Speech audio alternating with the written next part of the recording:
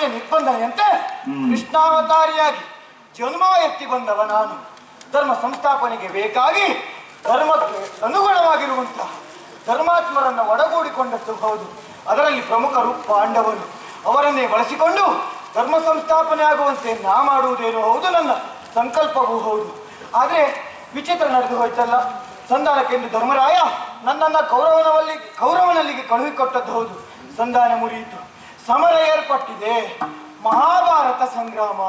18 ದಿನಗಳ ಈ ಯುದ್ಧದಲ್ಲಿ 18 ಅಕ್ಷೋಹಿಣಿಗಳ ನಡುವೆ ಹೋರಾಟ. 11 ಅಕ್ಷೋಹಿಣಿಯ ಬಲ ಕೌರವನಲ್ಲಿದ್ದರೆ 7 ಅಕ್ಷೋಹಿಣಿಯ ಬಲ ಪಾಂಡವರಲ್ಲಿದ್ದದ್ದು ಹೌದು. ಆದರೆ ಒಂದು ಸಂಧಾನಕ್ಕೆ ಹೋದಂತಹ ಸಂದರ್ಭ ಕೌರವನಿಗೆ ಆಡಿದಂತಹ ಮಾತು, ನಾನು ಮಹಾಭಾರತ ಹವದಲ್ಲಿ ಚಕ್ರವನ್ನು ಹಿಡಿಯಲಾರೆ. ಹಾಗಿದ್ರೆ ನಾಳೆ ಅಂತ ಆದ್ರೆ ಮಹಾಭಾರತ ಯುದ್ಧ, ಚಕ್ರ ಕೆಲಸ ಕೊಡುವುದ ಸಮಯ ಇದ್ರೆ ಇವತ್ತು ಮಾತ್ರ. ಯಾವುದಕ್ಕೂ ಧರ್ಮಜನಲ್ಲಿ ಮಾತಾಡ್ತೇನೆ.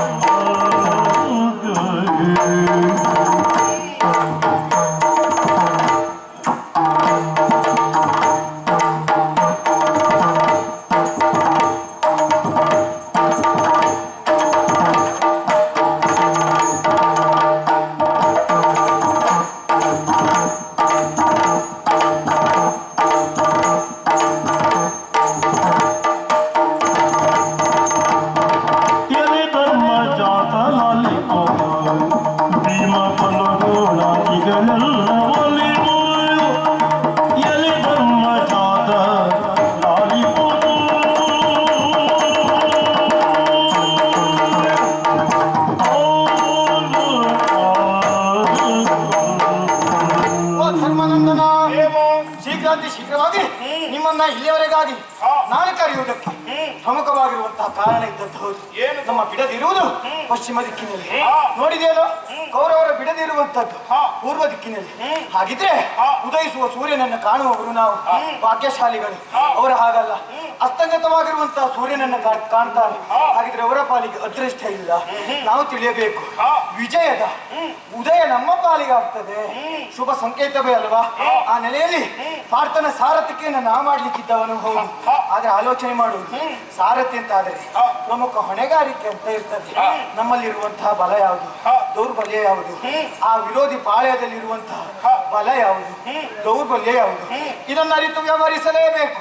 ಆ ನೆಲೆಯಲ್ಲಿ ಆಲೋಚನೆ ಮಾಡಿದ್ರೆ ಇಬ್ಬರ ಬಲಾನುಬಲವನ್ನ ನಾನು ತಿಳಿದವನಿದ್ದೇನೆ. ಅಷ್ಟೇ ಅಲ್ಲ, ಸೂಕ್ಷ್ಮ ವಿಚಾರ ಹೇಳಬೇಕು. ಕೌರವನಿಗೆ ಅವನಲ್ಲಿರುವಂತಹ ಅನೇಕ ವೀರಾದಿ ವೀರರು ಮಾತನ್ನ ಕೊಟ್ಟಿದ್ದಾರೆ, ಭರವಸೆ ನುಡಿಗಳು. ಅದು ಸಾಮಾನ್ಯವಾದದ್ದಲ್ಲ. ಕರ್ಣ ಹೇಳಿದ್ದಾನಂತೆ, ಕೌರವನಲ್ಲಿ 5 ದಿನದೊಳಗೆ ಮಹಾಭಾರತವನ್ನು ಮುಗಿಸಿಕೊಡ್ತೇನೆ, ವಿಜಯ ನಮ್ಮ ಪಾಲಿಗಾಗುವಂತೆ ಮಾಡ್ತೇನೆ ಅಂತ. ಬರೇ ಕರ್ಣನಷ್ಟೇ ಅಲ್ಲ, ಮುತ್ತಜ್ಜನಾಗಿರುವಂತಹ ಭೀಷ್ಮಾಚಾರ್ಯರು 3 ದಿನದೊಳಗಾಗಿ ತುರವನ್ನ ಜಯಿಸಿಕೊಡ್ತೇನೆ ಸುಯೋಧನ. ಅಲ್ಲಿಗೆ ಮುಗಿತಾ? ಉಭಯ ಕುಲ ಬಿಲ್ಲೋಜರಾಗಿರುವಂತಹ ಶಾಪಾದ ಪಿಶಾರಾದ ದ್ರೋಣಾಚಾರ್ಯರು ಒಂದೇ ದಿನದೊಳಗೆ ಯುದ್ಧವನ್ನು ಮುಗಿಸಿಕೊಡ್ತೇನೆ. ಅವರು ಆ ರೀತಿ ಆಡಿದ್ರೆ ಅವರ ಮಗ ಅಶ್ವತ್ಥಾಮಾಚಾರ್ಯ ಅವರು ಅರೆ ಗಳಿಗೆಯಲ್ಲಿ ಯುದ್ಧವನ್ನು ಮುಗಿಸಿಕೊಡ್ತೇನೆ ಗೌರವ ಅಂತ ಹೇಳಿದ್ದಾರೆ. ಹೀಗೆ ಅವರೆಲ್ಲ ಆ ರೀತಿ ನುಡಿಗಳನ್ನು ಧೈರ್ಯದ ವಚನಗಳನ್ನು ಆಡ್ತಾ ಇದ್ದಾರೆ ಅಂತಾದ್ರೆ ನಮ್ಮಲ್ಲಿಯ ಸಿದ್ಧತೆಗಳ ಕುರಿತಾಗಿಯೂ ನಾವು ಆಲೋಚನೆ ಮಾಡಬೇಕು. ವೈರಿಗಳಲ್ಲಿರುವಂತಹ ಬಲ ಹಾಗೆ ನಮ್ಮಲ್ಲಿರುವಂತಹ ಬಲ ಹೇಗೆ?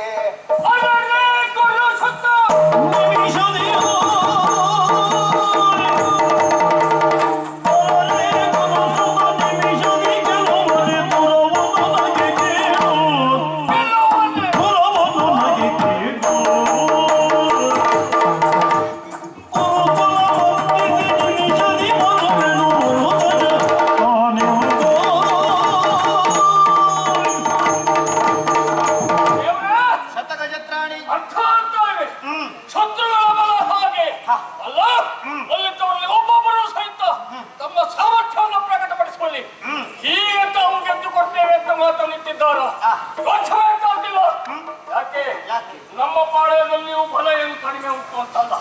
ಇದು ನಿಮ್ಮೆದುರಲ್ಲಿ ನಿಂತವ ಅಮೃತ ಭಾಂಡವನ್ನು ಪಾನ ಮಾಡಲು ಅಂದ ಕಾಲಕ್ಕೆ ಅಲ್ಲ ಶತಗಜ ಪ್ರಾಣಿ ಎಂಬಂತೆ ಕರೆಸಿಕೊಂಡವ ಭೂಮಿ ತೂಕದ ರುದ್ರಮುಖಿಗಳನ್ನು ಹೊತ್ತವ ಈ ಭೀಮ ಮಾಡುವಂತಹ ಮಾತನ್ನು ಕೇಳಬೇಕು.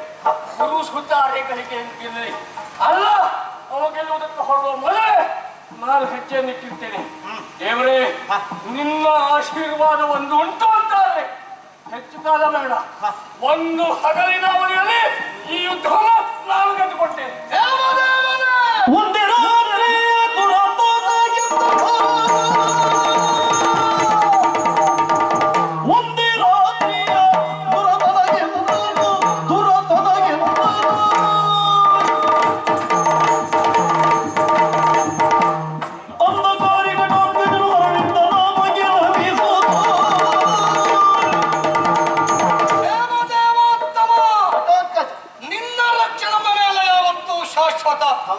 ಇವೆಯನ್ನು ಸಾಮಾನ್ಯಂತವಾಗಿಸಬೇಡಿ.